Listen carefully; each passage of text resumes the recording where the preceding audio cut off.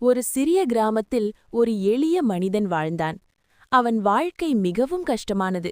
தினமும் கடினமாக உழைத்தாலும் அவனுக்கு பணமும் இல்லை, அமைதியும் இல்லை. ஆனால் அவனுக்கு ஒரு பெரிய பலம் இருந்தது. அது முருகன் மீது கொண்ட பக்தி. ஒருநாள் அவன் ஒரு முனிவரை சந்தித்தான்.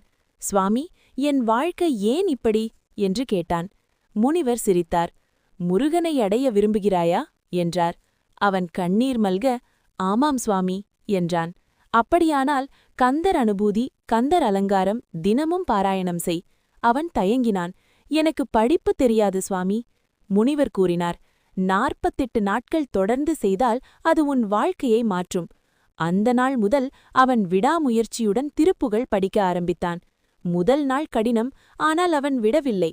நாட்கள் கடந்தது, அவன் மனம் அமைதியாகியது.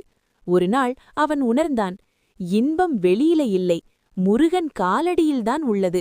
அவன் வாழ்க்கை அழகாக மாறியது, ஆனால் அவன் மனம் மாறிவிட்டது. இதிலிருந்து ஒரு விஷயத்தை தொடர்ந்து 48 நாள் செய்து வந்தோம் என்றால் கண்டிப்பாக வெற்றி நிச்சயம். அதுவே உண்மையான சந்தோஷம். முருகன் அருள் அனைவருக்கும் கிடைக்கட்டும்.